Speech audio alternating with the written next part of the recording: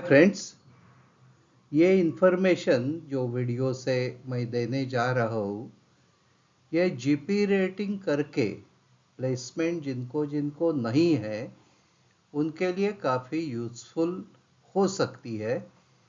तो ध्यान से सुनिएगा।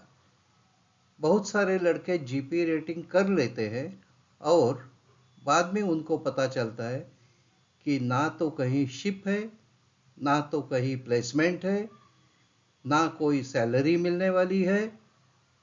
तो कोर्स तो मैं कर लिया, मैं जीपी रेटिंग की एग्ज़ाम भी एग्जिट एग्ज़ाम पास हो गया, लेकिन अभी क्या करूं?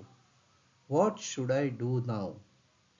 तो ये जिनको जिनको चिंता सताती है, जिनको जिनको ये टेंशन है घर में बैठ के, तो उनके लिए ये बहुत इंफॉर्मेटिव वीडियो हो सकता है। तो ध्यान से सुनिएगा। मैं किसी को पूछूं कि आपने जीपी रेटिंग का कोर्स क्यों किया, तो मेजॉरिटी सारे लड़के बताएंगे कि मुझे किसी ने कहा, गांव में कोई आया, पिताजी को कहा कि आप जीपी रेटिंग कोर्स कर लीजिए, उसका फी इतना है, मैं एडमिशन लेके दे दूंगा आपको, और बाद में आपका लड़का 10 साल के अंदर अंदर कप्तान बन जाएगा, शिप में यूनिफॉर्म पहनेगा और बहुत सारा पैसा कमाएगा। तो ये सारा रोजी पिक्चर दिखाया।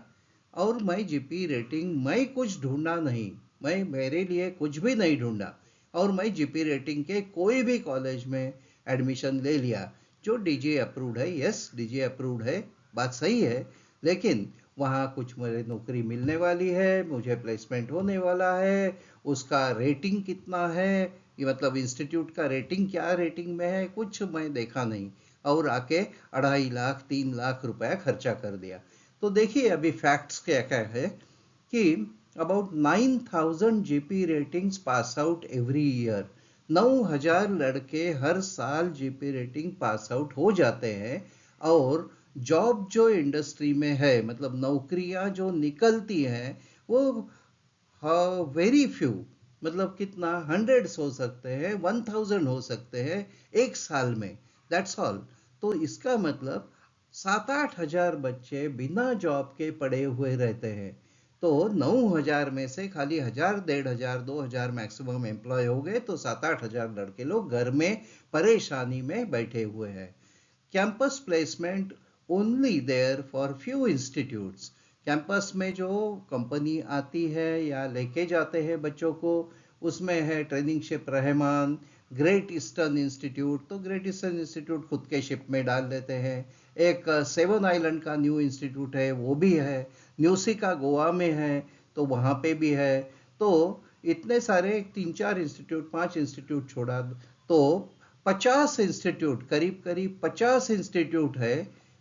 मतलब उसमें से 5-6, मैक्सिमम बोलो 10 इंस्टीट्यूट में थोड़ा सा प्लेसमेंट हो जाता है। Remaining all 40 institutes negligible campus placement, मतलब कोई भी नौकरी का उम्मीद नहीं है। ओके। और आपको क्या रोजी पिक्चर दिखाया? रोजी मतलब हरा भरा पिक्चर दिखाया कि जैसा जीपी रेटिंग हो जाएगा, यूनिफॉर्म पहनने का, शिप में जाने का, और डॉलर डॉलर डॉलर कमाने का, और पूरा वर्ल्ड घूमते रहो, टूरिंग करते रहो, और यूनिफॉर्म पहनो, और फाइनली कप्तान बन जाओ 10 साल के अंदर में, और ये ग्रेट करियर है, ऐसा करके आपको लुभा के कोई जीपी रेटिंग कोर्स में एडमिट हो जाएगा। तो आप भी सोचने की बात है कि मैं खाली 10वीं कक्षा पास हुआ हूँ और 40% का रिक्वायरमेंट है उसके लिए, उसमें इतना कौन सा बड़ा बड़ा जॉब मिलेगा, ऐसा ही बिना कुछ बहुत चीज करके। ओके। जीपी रेटिंग पास होने के बाद बाद में हम लोग ढूंढ रहे हैं कि कहाँ करियर है, तो कहाँ तो करियर दिखाई नहीं दे रहा है, होराइजन में लंबे लंबे तक शिप नहीं दिखाई दे रहा है। Okay. One needs lakhs of rupees for getting a ship. तो जीपी रेटिंग करने के बाद आपने तो करीब करीब 3 लाख रुपया खर्चा कर दिया है, अभी शिप मुझे चाहिए। तो और लोग पैसा पूछ रहे हैं, बोल रहे हैं 2 लाख दे दो, 3 लाख दे दो, 5 लाख दे दो, पहले शिप में मैं आपको भेजता हूँ। तो भेजे, नहीं भेजे तो पैसा गया, भेजा तो ठीक है, पहला शिप मिल गया, बाद में दूसरे शिप के समय में क्या है। तो ये सब जब रियलाइज होता है तो it is realization of being getting cheated, and boys will have frustration at home. Parents also will be going into frustration. दूसरा फैक्ट यह है कि सारे बच्चों को उनको कहीं कहीं ढूंढ के गूगल में यहाँ वहाँ पूछ के सारे लड़के लोग को चाहिए foreign going ship like big tankers, VLCC, ULCC, LPG carrier, LNG carrier, bulker, container ship, ये सारे शिप चाहिए। और वहाँ तो लोग पूछ रहे हैं कि पैसा दे दो, पैसा दे दो, मतलब शिप में डालने के लिए। तो वो भी कुछ छोटा मोटा पैसा नहीं है, लैक्स ऑफ रुपीज। तो ये सारा का ये सपना रहता है कि मैं फॉरेन गोइंग शिप में ज्वाइन करूं।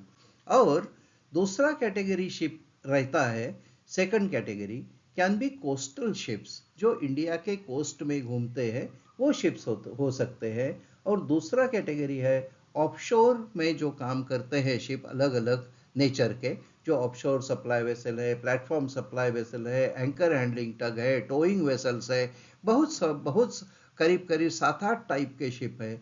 तो उसमें भी नौकरी मिल सकता है, लेकिन वहां भी थोड़ा मुश्किल रहता है। तो फॉरेन गोइंग शिप नहीं मिला, कोस्टल शिप और ऑफशोर वेसल्स, उसमें भी नहीं कुछ मिल रहा है। बाद में और एक कैटेगरी जो है, third category will be tugs. तो ये छोटे टग्स है जिनका हो सकता है जीआरटी 500 से कम है और कोस्ट में काम करते हैं, हार्बर में काम करते हैं।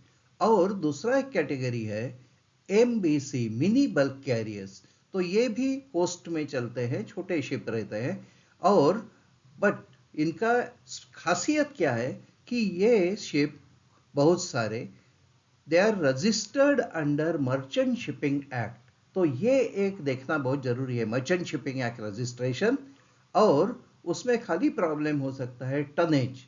सो 500 जीआरटी से कम टनेज है और इंजन कैपेसिटी हो सकता है 750 किलोवाट से कम इंजन कैपेसिटी है, दैट इज 1006 हॉर्स पावर। सो उससे कम हो सकता है, लेकिन बहुत सारे ट्रक्स का कैपेसिटी इससे बहुत ज़्यादा है। This is for engine trainee seamen, और डेक ट्रेनी सीमेन के लिए 500 का बहुत मायने रखता है। ओके, फोर्थ कैटेगरी जो है, जो मतलब एम्प्लॉयमेंट हो सकता है, जो हम लोग के लिए पॉसिबिलिटी नहीं मैं बोल सकता हूँ, क्योंकि फोर्थ कैटेगरी है tugs, barges, launches registered under IV act, inland vessels act. तो ये fourth category I will not suggest, लेकिन we are going to discuss today category number 3 which can be useful to you. तो third category में जो tugs है या other vessels है, barges है, तो ये जो कोस्ट में या पोर्ट में चलते हैं, इसमें खाली देखना जरूरी है कि ये शिप मर्चेंट शिपिंग एक्ट के अंदर में रजिस्ट्रेशन हुआ है। तो ये रजिस्ट्रेशन सर्टिफिकेट मैं आपको दिखाने के लिए यहाँ रखा हुआ हूँ। तो ऐसा रजिस्ट्रेशन सर्टिफिकेट होना चाहिए, एंड उसका जीआरटी यहाँ दिया हुआ है, देखिए एंड में दिया हुआ है। तो इसका जीआरटी है 347 जीआरटी। ओके, तो जीआरटी यहाँ दिया हुआ रहता है, और ये registration under merchant shipping act, IV act नहीं, मर्चेंट शिपिंग एक्ट। तो ये आपके लिए यूजफुल है। ईजी शिपिंग का एक सर्कुलर है जो मैं कोट करना चाहता हूँ। सर्कुलर है अगस्त 2014, और ये सर्कुलर भी मैं यहाँ दिखाया है, आप लोग भी डाउनलोड कर सकते हो। और यहाँ पे दिया है कि आपको 500 जीआरटी से ज़्यादा का टग है, हार्बर में ऑपरेट कर रहा है, कोस्ट में ऑपरेट कर रहा है, कोई दिक्कत नहीं, तो फुल सी टाइम मिलेगा। 500 से कम है, 300 जीआरटी से 500 जीआरटी है, तो आपको 2/3 सी टाइम मिलेगा। और 750 किलोवाट से ज़्यादा इंजन का पावर है, तो आपको पूरा का पूरा सी टाइम मिलने वाला है for your watch keeping qualification. So watch keeping के लिए 6 महीना लगते हैं, लेकिन 300 से 500 जीआरटी है तो आपको करना पड़ेगा 9 महीना। लेकिन 750 से ज़्यादा किलोवाट का इंजन पावर है तो आपको 100% सी टाइम मिलने वाला है।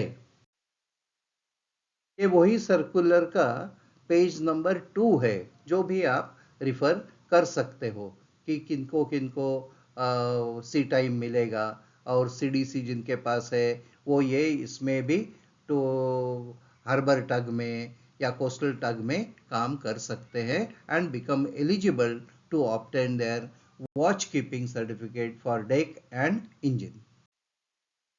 दूसरा एक डॉक्यूमेंट का मैं यहाँ जिक्र कर रहा हूँ कि training examination and assessment programme, जिसको बोलते हैं T part A chapter 2 page 69, जहाँ दिया हुआ है service on ships 300 to 500 GT, GT is gross tonnage, into 2/3 equal to 6 months. So qualifying sea service will be 2/3. So 9 months किया तो 6 महीना हो जाएगा, तो आपको rating forming part of navigational watch के लिए सी टाइम इनफ है 9 महीना if GT is between 300 to 500। यहाँ जो लड़के लोग इंजन में जाना चाहते हैं इंजन ट्रेनिंग रेटिंग करके, तो देखिए ओएसवी एमएसवी इसमें 750 to 3000 kilowatt full sea time ships operating in rivers port registered under Merchant Shipping Act.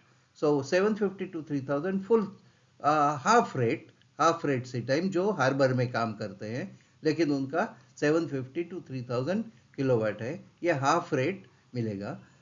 C service on ships operating in Indian as well as foreign waters, जिनका less than 750 kilowatt है उसको 2/3 rate मिलेगा सी time का, और जो sea service on ships operating in near coastal voyages मतलब coastal ships में है वो लेस देन 750 किलोवाट, उनको हाफ रेट मिलेगा। तो ये एक टेबल दिया हुआ है, हाफ रेट कभी मिलेगा, 2/3 रेट कभी मिलेगा। लेकिन यकीन मानो कि सारे टग जो है उनके पास पावरफुल इंजन रहता है और 750 किलोवाट्स दैट इज 1006 bhp से ज़्यादा ही इंजन पावर है, तो आपको इतना उसका प्रॉब्लम दिखाई नहीं देगा और you will get full sea time.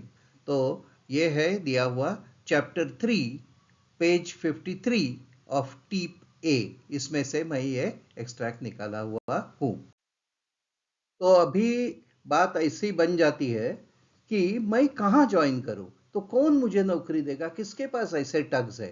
तो अडानी के जितने भी सारे पोर्ट है तो tugs are owned by Adani and those all tugs are more than 300 GRT and more than 750 kilowatt of your engine power, and ये टग्स सारे पोर्ट्स में ऑपरेट होते हैं और ऐसे सारे टग चलाते हैं के शिपिंग के पास ऑपरेशन के लिए ये टग है, तो ज्वाइन कीजिए टग कोई भी।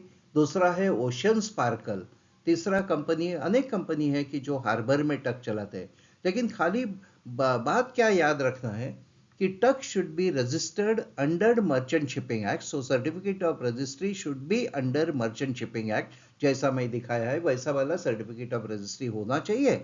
और दूसरा चीज उसका जीआरटी कितना है और किलोवाट इंजन पावर कितना है वो देख के आप ज्वाइन कीजिए, और 9 महीने के अंदर में 9 महीना काम करके you can come down and obtain your rating forming part of navigational watch, and within 6 months or 9 months you can get your rating forming part of engineering watch। तो इतना आसान तरीका है। तो अभी देखिए दो लड़के का कंपैरिजन करते हैं। एक लड़का घर में बैठा हुआ है कि मुझे फॉरेन गोइंग शिप भी चाहिए, मैं उसके अलावा जाऊंगा नहीं, और दूसरा लड़का हार्बर टग में या ऐसे वाले टग में काम किया और 9-10 महीना 1 साल के अंदर में उसने वॉच कीपिंग निकाला, और एक लड़का घर में ही बैठा हुआ है। तो ये दो लड़के घर में, एक बैठा हुआ है घर में, एक को वॉच कीपिंग मिला, तो कौन से लड़के को जल्दी नौकरी मिल सकता है इजीली? तो आंसर विल बी जिसके पास वॉच कीपिंग है तो उसको जल्दी नौकरी मिलेगा, और ये वॉच कीपिंग के लिए कोई भी उसमें क्लॉज नहीं है। So all the best boys, join tugs and obtain your watch keeping. So this is best way to start off with your career. Thank you so much. Bye. Captain Jog is signing off here.